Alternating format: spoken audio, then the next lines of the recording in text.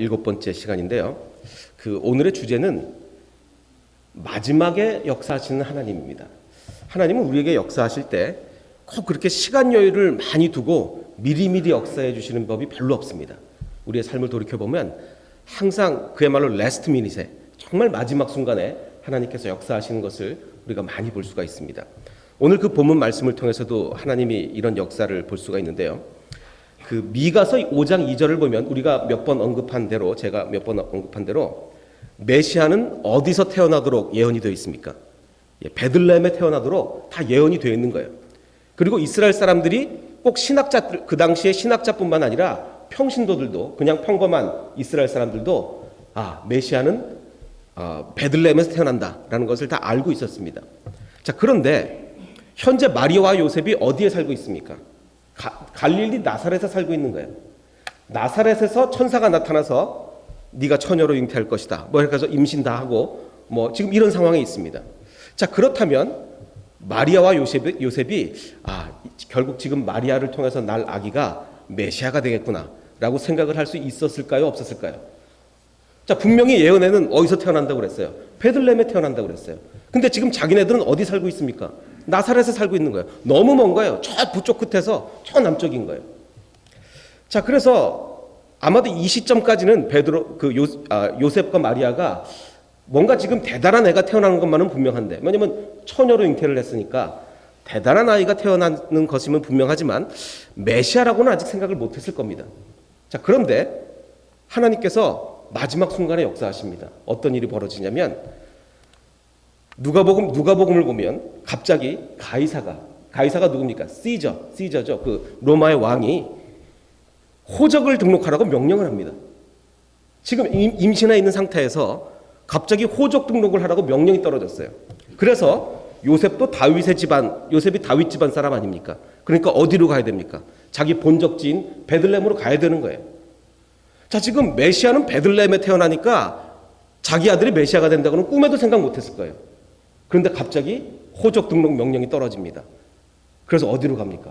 베들레헴으로 가는 거예요. 그래서 베들레헴에 가서 낳는 거 아닙니까? 사실 이런 명령이 없으면 워낙 먼 거리이기 때문에 거의 직선 코스로 해도 160km 가까이 됩니다. 옛날에 이렇게 돌아가려면 200km 넘는 엄청난 걸어가기에는 너무나 먼 거리예요. 이 호적 등록 명령이 없었으면 안 갔을 거라고요. 근데 갑자기 이제 호적 등록 명령이 떨어지는 거예요. 그래서 올라가니 마리아가 이미 잉태하였더라. 자, 근데 이제 올라간다고 얘기합니다. 올라간다. 그러면 우리가 흔히 얘기했다 북쪽으로 갈 때 올라간다고 합니까? 남쪽으로 갈 때 올라간다고? 북쪽으로 갈 때 올라간다 그러거든요. 근데 사실은 나사렛은 북쪽이고 베들레헴이 저 남쪽이에요. 근데 항상 우리가 중요한 도시, 수도로 갈 때는 올라간다 그러지 않습니까? 그래서 남북과 상관없이. 그래서 여기서 이제 올라간다는 개념을 사용하는 겁니다. 자, 그럼 바로 이거죠. 나사렛이 어디냐면, 갈릴리 나사렛이 여기 있고, 베들레헴은 저 밑입니다. 한참 남쪽으로 내려가야 되는 거죠. 자, 그런데 항상 하나님은 지금 오늘 주제는 레스트 미닛에 역사하신 하나님, 정말 마지막 순간에 역사하신 하나님이에요. 자, 지금 베들레헴에 가는 것도 정말 마지막 순간에 가는 거예요. 지금 임신 초기에 갔습니까? 말기에 갔습니까? 말기에 갔어요. 조금만 더 늦었으면 베들레헴에서 못 날 뻔했다고요. 근데 하나님이 정말 레스트 미닛에 역사하셔서 호적 등록을 시키는 거예요. 자, 또 하나, 이건 우리가 지난번에 했습니다. 자, 마리아가 임신을 했는데 요셉이 천사가 요셉에게 미리미리 나타나서 앞으로 몇 달 후에 마리아가 처녀 임신을 할 거니까 절대로 걱정하지 마라 라고 했습니까? 아니면 정말 레스트 미닛에 정말 저 여자랑 어떻게 관계를 끊을까 생각하고 있을 때 나타났습니까? 레스트 미닛에 나타났어요. 정말 마지막 순간에 나타났어요. 그러니까 이 일을 생각할 때 어떻게 가만히 끊을까? 어떻게 끊을까? 그거 고민하고 있을 때 천사가 나타났단 말이에요. 레스트 미닛에. 그래서 주의 사자가 현몽하여 그에게 잉태된 자는 성령으로 된 것이다. 이걸 마지막에 가르쳐 주는 거예요. 그동안에 얼마나 속이 타들어갔겠어요. 얼마나 속이 타들어갔겠습니까? 저 여자가 도대체 어떻게 임신을 한 거야? 정말 속이 타들어갔을 거예요. 자, 그리고 지금 이제 호적 등록을 하러 베들레헴으로 갔습니다. 베들레헴에 갔는데 호적 등록을 마치고 다시 돌아올 계획을 했을까요? 아니면 기왕 간 김에 거기 눌러 살 생각을 했을까요? 이게 정확하진 않습니다. 명확한 근거는 없는데 어떤 증거가 있냐면 2장 7절에 그 헤롯이 동방 박사들을 만나지 않습니까? 동방 박사들을 만나서 언제 그 별이 나타났냐? 뭐 이렇게 물어봤어요. 그리고 나서 동방 박사가 간 후에 그 2살 아래 이하 애기를 다 죽이라고 그러죠. 그러면 언제 나타났다는 얘기를 정확히 성경에는 얘기가 없지만 아마도 이건 예수님이 갓난아기일 때는 아니에요. 조금 지난 다음입니다. 조금 지난 다음이에요. 그래서 넉넉 잡고 2살 아래를 죽였으니까 뭐 예수님이 태어나신 지 1년 후인지 아니면 한 6개월 후인지는 모르겠어요. 어쨌든 인제 막 갓난아기는 아니에요. 그러면 그 당시까지 계속 호적 등록을 마치고 베들레헴에 계속 있었다는 거예요. 자, 그러면 그 단순히 아직 아기가 너무 어려서 다시 집으로 돌아가기가 너무 어렸을까? 그건 아닌 것 같아요. 왜냐하면 뭐 만삭을 해가지고 왔는데 아기 때문이라도 그 못 있는 건 아닌 것 같고 그냥 거기 조금 더 살 생각도 있었던 것 같아요. 왜냐하면 지금 마리아와 요셉이 부자입니까? 가난합니까? 아주 가난하거든요. 아주 가난한데 옛날에 그 아주 먼 길을 이렇게 여행한다는 건 경비가 굉장히 많이 든단 말이죠. 그러니까 그 경비를 또 감당하기가 아마 굉장히 힘들었을 수도 있어요. 그러니까 아마 뭐 어차피 경비도 자 근데 이런 게 있습니다. 돌아가면 재산이 많아요. 그러면 돌아가서 살겠습니까? 근데 돌아가도 가난하고 여기도 가난해요. 근데 돌아가려면 돈이 또 많이 들어요. 그러면 기왕 온 김에 여기 있습니까? 돌아가겠습니까? 기왕 온 김에 여기 있을 가능성이 많단 말이죠. 그래서 아마 그랬을 수도 있어요. 명확한 근거는 없습니다. 어쨌든 눌러 앉아 있었어요. 눌러 앉아 있었는데 이게 왜 또 중요하냐면 조금 이따 나오겠습니다. 그거는 자 동방 박사들에게도 하나님 그 천사가 역사하는데 야 헤로드에게 다시 돌아가지 마라. 아기를 죽일지도 모르니까 그냥 다른 길로 가라를 레스트 미닛의 마지막 순간에 가르쳐 줍니까? 미리 가르쳐 줍니까? 이것도 마지막 순간에 가르쳐 줘요. 헤롯하고 빠이빠이 하고 오면서 바로 가르쳐 주면 좋은데 그게 아니라 동방 박사들이 황금과 유향과 몰약을 다 예물로 드렸어요. 그리고 이제 막 헤롯에게 돌아가려고 하룻밤 자고 헤롯에게 가자라고 하룻밤을 잤어요. 근데 그 베들레헴과 헤롯이 있는 곳의 거리가 얼마냐면 10km밖에 안 돼요. 10km. 그냥 뭐 그 하루길이에요. 하룻밤 지금 자는데 나타나서 천사가 나타나서 헤롯에게 가지 마라. 지금 아기를 죽이려고 하니까 헤롯에게 가지 마라. 그러니까 이것도 아주 레스트 미닛에 나타난 거예요. 정말 마지막에 나타난 거예요. 좀 미리 좀 나타나지. 좀 미리. 자, 아까 얘기한 대로 지금 이 마리아와 요셉은 아마 베들레헴에 아주 살려고 그랬는지 어쨌든 조금 눌러 앉아 있었어요. 정착을 하고 있었어요. 자, 그런데 나타나서 주의 사자가 요셉에게 현명하여 이르되 헤롯이 아기를 죽이려고 하니까 일어나. 자, 지금 꿈에 나타나는 겁니다. 꿈에 나타난 천사가 일어나래요. 그럼 이거 당장 출발하는 얘기입니까? 여유가 있다는 얘기입니까? 당장 출발하라는 얘기잖아요. 일어나 아기와 그의 어머니를 데리고 애굽으로 가라. 이거를 여유 있게 가르쳐 주신 겁니까? 마지막 순간에 가르쳐 주신 겁니까? 마지막 순간에 가르쳐 준 거예요. 근데 베들레헴에 눌러 앉아 있었다는 게 왜 중요하냐면 어차피 나사렛으로 가려고 생각했으면 대충 짐도 다 챙겨놓고 이랬을 거예요. 근데 그게 아니라 거기 지금 어느 정도 눌러 살라고 그랬단 말이에요. 그러면 여러분 이사 다녀보셔서 아시겠지만 항상 이사할 때 짐을 다 버린 다음에 시간이 지나면 지날수록 어떻게 됩니까? 짐이 항상 늘어나요. 항상 늘어나요. 다음에 이사를 하면 또 짐을 또 줄여야 돼. 시간이 지나면 또 늘어나요. 짐이라는 건 항상 늘어나게 마련입니다. 그러니까 지금 이 마리아와 요셉도 사는 동안에 짐이 많이 늘어났을 거예요. 근데 천사가 나타나서 잠자고 있는 요셉에게 너 일어나래요. 일어나서 애굽으로 가래요. 이것도 레스트 미닛에 가르쳐 준 거예요. 자, 애굽 갔다가 돌아올 때도 마찬가지예요. 애굽 갔다 이제 돌아오는데 헤롯이 죽은 후에 주의 천사가 애굽에서 요셉에게 현몽하여 꿈에 나타나서 이렇게 얘기합니다.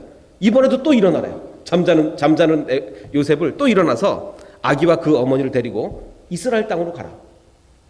야, 꿈에 나타나서 야 이제 한 달 후에 좀 천천히 준비해가지고 좀 준비 다 되거든 가라. 이렇게 얘기한 게 아닙니다. 꿈에 나타나서 지금 일어나래요. 가래요 빨리. 자, 그 다음에 이스라엘 땅이라고 해서 갔습니다. 갔는데 들어가니라. 그런데 들어가니까 어떤 문제가 있었냐면 헤롯 왕이 죽었는데 죽고 나서 그 땅을 어떻게 통치를 합니까? 자기 아들들한테 너는 여기 다스리고 너는 여기 아들들한테 쫙 나눠 갖게 했어요. 그런데 그 베들레헴을 다스리던 아들은 아들 중에 최고 악질 왕이었어요. 최고 악질한. 그러니까 헤롯보다 더한 놈이 거기서 다스리는 거예요.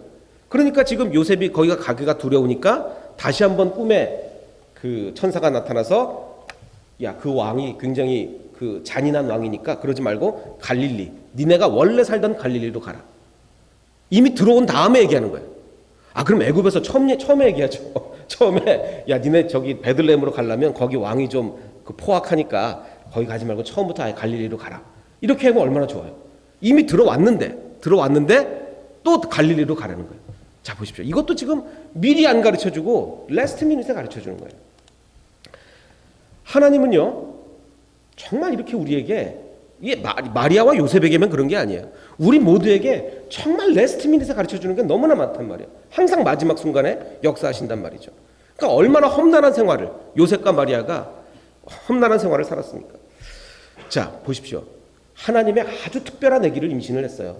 그 성령으로 천의 임신을 하고 정말 아주 특별한 아기인 것 같아요. 정말 온 우주의 구세주라는 걸 아직 몰랐을 수도 있지만 부모가 정말 특별해요. 이 정도 특별한 아기를 임신했으면 하나님이 좀 처음부터 잘해줘야 되는 거 아닙니까? 그 마리아와 요셉에게 정말 좀 잘해줘야 되는 거 아니냐고. 왜 이렇게 고생을 시키냐 이거죠. 왜 맨날 마지막 순간에 나타나는 이유가 뭐예요? 근데 하나님은 그렇게 하신단 말이에요.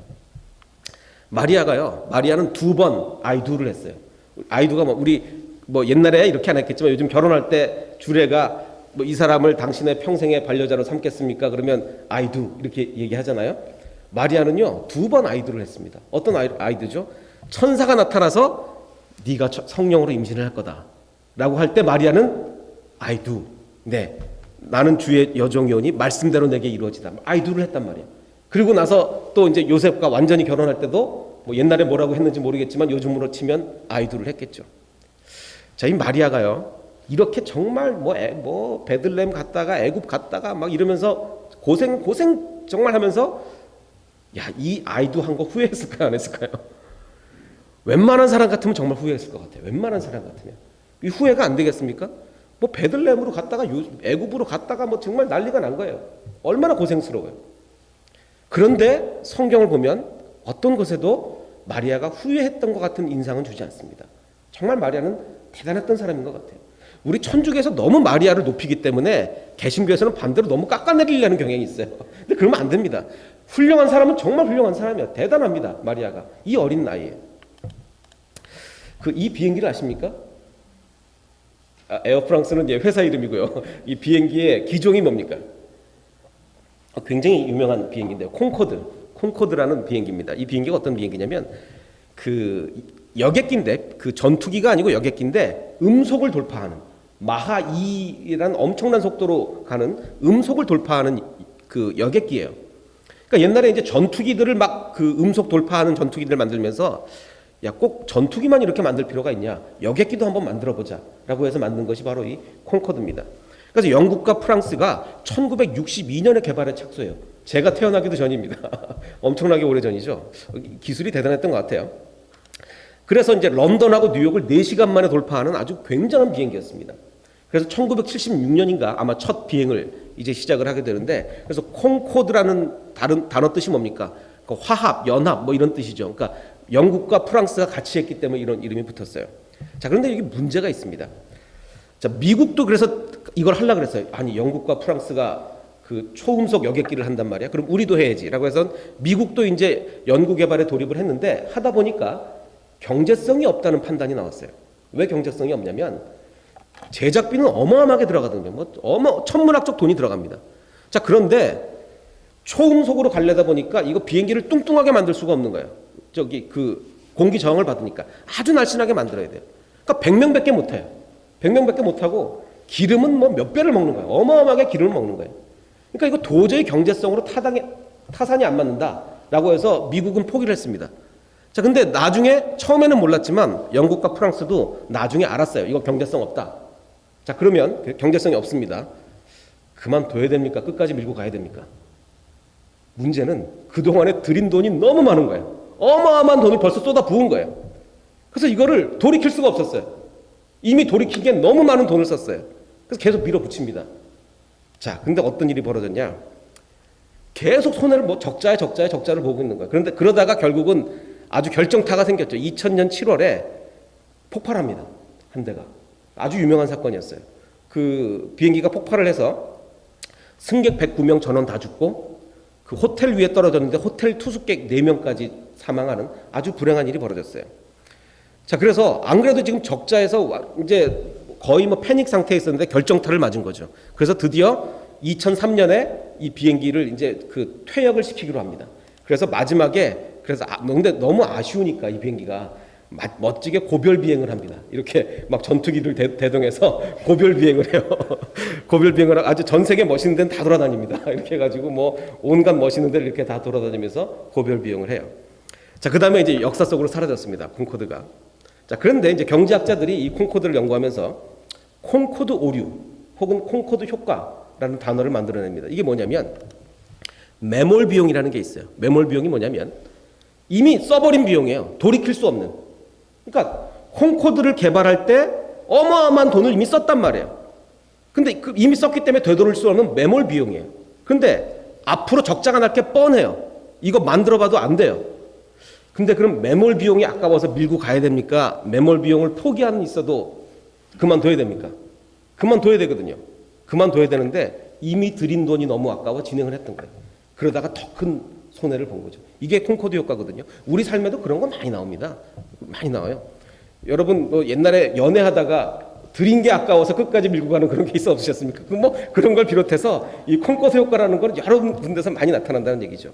자, 이 기드온의 삶을 보면 이런 게 나와요. 우리가 지난 금요일 날 이런 걸 좀 비슷하게 했었는데, 자, 마리아와 요셉에게 역사하신 하나님과 기드온에게 역사하신 하나님은 그 패턴이 좀 다릅니다. 왜냐하면 마리아와 요셉은 맨날 맨 마지막에 가서 가르쳐 주셨잖아요. 근데 기드온은요, 처음부터 얘기해줘요. 처음부터. 자, 기드온이 우리는 이제 보통 설교 시간에 기드온의 좋은 면만 이렇게 막 듣습니다. 뭐 기드온과 300명의 용사 그래서 좋은 것만 듣는데 대부분의 신학자들은 기드온을 대단히 비판적으로 바라봅니다. 사사기를 보면 사사기의 사사들이 12명이 쭉 나오는데 처음에 사사들은 아주 좋았어요. 나중에는 완전히 형편없어집니다. 사사들이. 근데 딱 중간에 나오는 게 누구냐? 기드온이에요. 기드온부터 좋은 사사에서 나쁜 사사로 넘어가는 그 기점에 기드온이 있어요. 기드온이 아주 나쁜 일을 많이 했거든요. 자, 그건 이제 그렇게만 알아두시고, 기드온이 원래는 굉장히 겁쟁입니다. 겁이 많아서 적군이 쳐들어올 뺏어갈까봐 포도주 틀에서 몰래 타작을 하고 있었어요. 근데 하나님이 천사가 나타나서 뭐라고 합니까? 큰 용사여, 여호와께서 너와 함께 하시는도다. 원래 큰 용사라서 그런 게 아니고 뭐예요? 여러분 다 배우셨죠? 하나님이 함께 계시기 때문에 큰 용사가 된 거예요. 원래 용사가 아니고. 기드온에 나타나서 그렇게 말씀을 하시는데, 그러자 기드온이 뭐라고 얘기하냐면, 지금 내가 얘기하고 있는 분이 하나님인지 아닌지 알기 위해서 나한테 기적을 좀 보여달라라고 얘기합니다. 그래서 어떤 기적을 보여줍니까? 그 제단의 제물 놓은 팍 불살라요. 막 불살르고 그 다음에 천사가 싹 사라집니다. 아주 놀라운 기적을 보여주셨죠. 그래서 기드온이 용기를 얻어서 뭘 하죠? 아버지 집에 있는 우상을 파괴합니다. 그 기드온의 아버지가요, 온갖 우상을 막 가지고 섬기던 사람이에요. 그래서 기드온이 그거를 막 우상을 다 파괴를 했어요. 용감한 일을 한 거죠. 그리고 성령이 임해서 막 이스라엘의 군대도 모았어요. 자, 우리 미디안을 치러 가자. 그래서 이스라엘의 군대를 막 모았습니다. 자, 그리고 나서 하나님께 근데 또 불안해지는 거예요. 기드온의 마음. 막 또 불안해져가지고 하나님, 나한테 기적을 또 좀 보여주십시오. 우리가 너무나 유명한 양털 기적 있죠. 뭐 양털에만 이슬이 있게 해달라, 뭐 땅에만 이슬이 있게 해달라. 그 기적을 여기서 요구하게 되는 겁니다.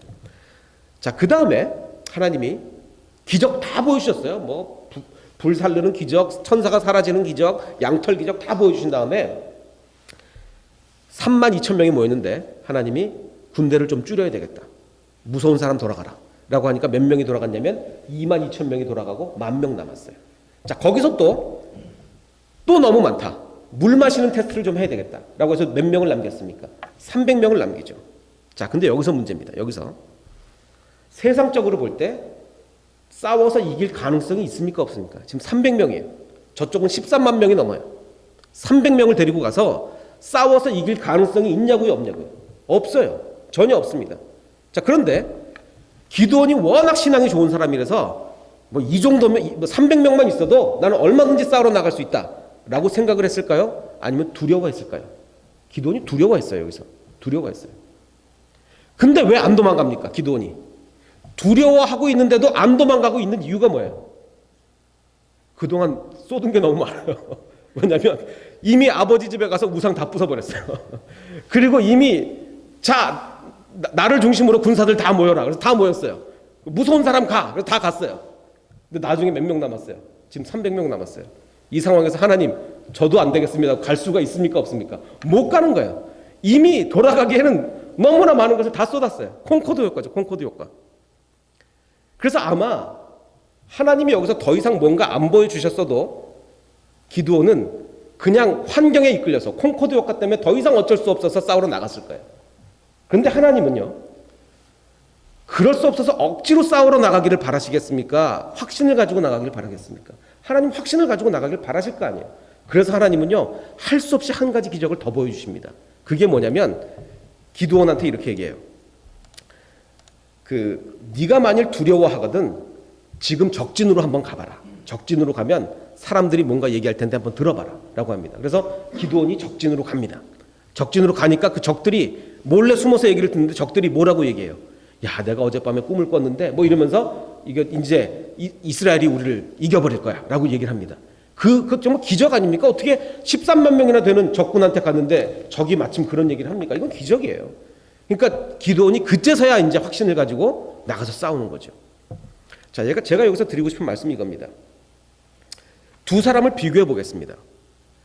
마리아와 요셉은 하나님이 처음부터 야, 네가 메시아를 낳을 거고 베들레헴에 가서 낳을 거고 애굽 가서 조금 고생하다가 나중에 와서 뭐 이렇게 처음부터 절대로 얘기 안 해주셨어요. 절대로. 맨 마지막 순간에 나타나서 딱 그 다음날 필요한 것만 얘기해요. 그 다음날. 야, 지금 일어나서 너 애굽으로 가라. 그리고 또 애굽에서 너 지금 일어나서 어떻게 해라. 또 지금 요셉이 어떻게 저 여자랑 어떻게 관계를 정리할까 막 관계를 정리하려는 차에 나타나서 정리하지 마라. 항상 그 다음날 뭐 할 것만 가르쳐줘요. 얼마나 답답했겠습니까? 근데 기드온은 반대예요. 처음부터 나타나서 막 처음부터 기적 막 보여주시고 온갖 거를 다 해주시는 거예요. 너무나 다르죠. 너무나 다릅니다. 자, 근데 하나님이 처음부터 말하지 않은 게 하나 있어요. 야, 너 앞으로 300명만 남길 거야를 처음부터 얘기해 주지 않았어요. 왜? 아마 처음부터 얘기했으면 기드온은 아예 안 갔을 거예요. 아예 하나님을 안 따라오고 아예 그냥 36개 주력량을 쳤을 거예요. 그러니까 그거는 얘기 안 해주셨지만 하나님은 처음부터 다 보여주셨단 말이에요. 그러다 결국은 떠밀리는 신앙생활, 즉 콩코드 효과에 의한 전쟁을 나가지 않게 하기 위해서 마지막 기적까지 하나님이 보여주시는 거죠. 자, 여기서 중요한 게 있습니다. 여러분은 마리아와 요셉처럼 마지막 순간에 역사하셔도 그것만 믿고 끝까지 밀고 나가시겠습니까? 아니면 처음부터 끝까지 계속 보여주셔도 끝까지 불안해서 하나님이 결국은 마지막 기적까지 보여주셔야만 하는 그런 신앙생활을 하시겠습니까? 당연히 마리아와 요셉 아닙니까? 근데 여기 문제가 있어요. 어떤 문제가 있냐면 마리아와 요셉은 우리가 따라가기엔 너무 멀어 보이는 거예요. 오히려 기드온이 현실적이에요. 그렇지 않습니까? 그래, 그 기드온 정도면 나도 하겠다. 나도 하나님이 자꾸 나타나면 하나님 양털 기적 좀 보여주세요. 하나님 뭐 여기만 이슬, 저기는 마르고 뭐 계속 요구하고 또 하나님 또 기적 보여주시고 그러면 그제서야 일어나는 이 정도는 내가 할 수 있을 것 같습니다. 근데 마리아는 너무 멀어요. 제가 어떻게 그렇게 합니까? 이게 너무나 멀어 보인단 말이에요. 제가 학생들한테 가르칠 때 이런 얘기를 합니다. 너 이번 시험에 목표 점수가 몇 점이냐? 라고 얘기하면 애들이 몇 점이라고 얘기할 것 같습니까? 너 이번 시간에 네가 이번에 물리 시험을 보는데 목표 점수가 몇 점이냐? 그럼 애들이 95점이요. 이렇게 얘기해요. 그럼 제가 그건 너의 예상 점수지 목표 점수는 아니다. 목표는 무조건 100점인 거예요. 아, 그렇지 않습니까? 아니, 그 공부를 하는 학생이 목표는 무조건 꼴찌를 하더라도 목표는 100점인 거예요. 꼴찌를 하더라도 목표는 100점이고 예상 점수는 좀 다를 수가 있죠. 예상 점수는 경우에 따라서 50점도 될 수 있고 30점도 될 수 있지만 목표는 100점인 거예요. 우리 무슨 프로야구 같은 그런 감독들한테 물어봅니다. 꼴찌팀한테 올해 목표가 뭡니까? 우승이라고 얘기를 해요. 모든 프로팀은 목표는 우승인 거예요. 근데 결과는 전혀 다를 수도 있겠지만 예상과 목표는 우리는 전혀 다릅니다. 자, 우리는 신앙생활의 목표를 기드온으로 목표를 삼겠습니까? 마리아와 요셉을 목표로 삼겠습니까? 우리의 목표는 마리아와 요셉이에요. 물론 예상은 기드온이 될 수 있어요. 예상은. 왜냐하면 우리가 마리아와 갈 수가 없거든요. 그러니까 우리는 목표와 예상을 우리는 분명히 구별할 줄 알아야 돼요. 하나님은요, 우리 수준에 맞게 역사하십니다. 벌써 마리아와 요셉은 정말로 된 사람들이에요. 정말 굉장한 사람들이었어요. 그래서 항상 어떻게 역사하십니까? 절대로 미루 안 보여주시고 항상 그 다음날 할 것만 가르쳐주세요. 그래서 정말 고생하죠. 고생하죠. 근데 기드온한테는요, 보니까 안 그렇거든요. 그래서 처음부터 다 보여주세요. 우리 수준에 맞게 역사하십니다. 수준에 맞게. 그럼 우리의 지난 과거를 돌이켜보면 정말 미리미리 하나님이 보여주시던가요? 마지막에 보여주시던가요? 마지막에 보여주세요. 하나님은 우리들을 인정해 주시는 거예요. 우리한테 그런 탤런트가 있어요. 가능성이 있어요. 마지막에 보여주셔도 우리는 충분히 믿고 따라갈 만한 가능성이 우리한테 있는 거예요. 그런데 뭡니까 우리는? 오히려 가능한데도 우리는 자꾸 낮아지는 거예요. 미리 보여달라고. 우리는 미리 보여주지 않으면 못한다고. 우리는 그렇게 얘기하는 거죠. 하나님은 마지막에 보여주시는데, 하나님은요 전능하지 못해서 할 수 없이 마지막에 가서야 보여줄 수 있는 그런 분이 아닌 거예요. 하나님이 전능하지 못해서 할 수 없이 마지막에 보여주십니까? 그렇지 않습니다. 오히려 전능하시기에 마지막에만 가르쳐 주셔도 되는 거예요. 굉장한 차이가 있습니다. 전능하시 못해서 할 수 없이 맨 마지막에 가르쳐 주시는 하나님이 아니라 정말로 전능하시기에 마지막에만 가르쳐 주셔도 아무 문제 없는 겁니다. 우리가 이 사실을 알면 우리는 평안해질 수가 있어요.